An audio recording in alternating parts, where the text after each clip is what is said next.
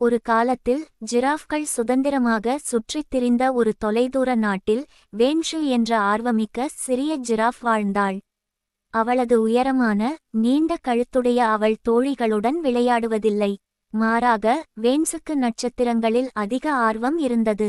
ஒவ்வொரு இரவும் அவள் வானத்தை பார்த்து மிக நெருக்கமாக இருந்தாலும் மிக தொலைவில் இருப்பது போல் தோன்றிய ஒளிரும் விளக்குகளைப் பற்றி யோசிப்பாள்.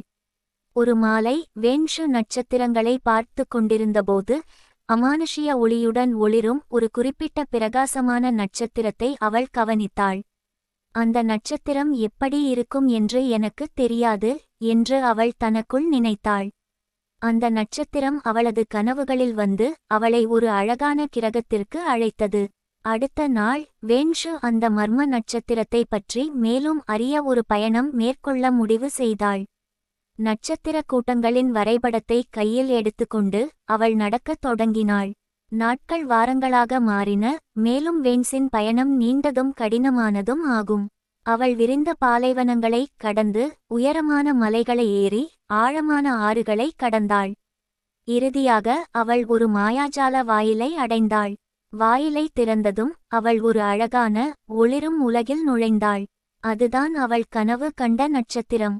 ஆனால் வேன்ஷு விரைவில் கிரகத்தின் உண்மையான தன்மையை கண்டறிந்தாள். வீனஸ் மிகவும் சூடானது மற்றும் வறண்டது. அதன் வளிமண்டலம் நச்சுத்தன்மை வாய்ந்தது, மேலும் அதன் மேற்பரப்பு எரிமலைகளால் நிறைந்திருந்தது. வளிமண்டலம் மிகவும் தடிமனாக இருப்பதால் அதன் மேற்பரப்பில் 90 விழுக்காடு சூரிய ஒளி மட்டுமே செல்கிறது. இதனால் வீன்ஸின் மேற்பரப்பு மிகவும் இருட்டாக இருக்கும். வீனஸ் வளிமண்டலத்தில் மிகவும் அதிக அழுத்தம் உள்ளது.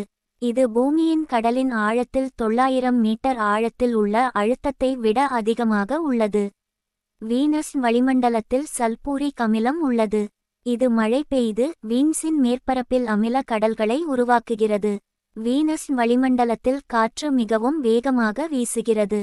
இது பூமியின் காற்றை விட 10 மடங்கு வேகமாக வீசுகிறது. வீனஸ் வளிமண்டலத்தில் மின்னல் இடிக்கும்.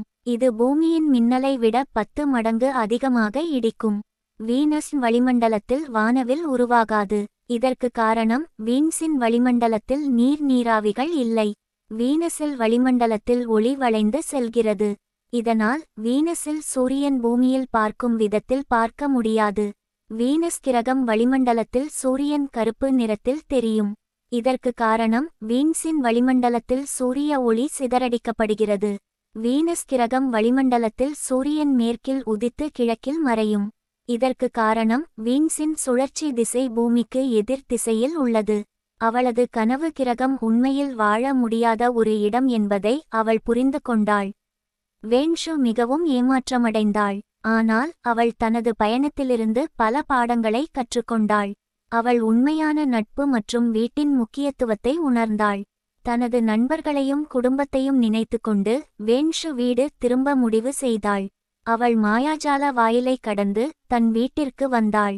வீட்டிற்கு வந்ததும் வேன்ஷு தனது அனுபவங்களை தனது நண்பர்களிடம் பகிர்ந்து கொண்டாள். அவளது கதை அனைவரையும் வியப்பில் ஆழ்த்தியது. அன்று முதல் வேன்ஷு வானத்தை பார்க்கும்போது அவள் தனது பயணத்தை நினைவுபடுத்திக் கொண்டாள்.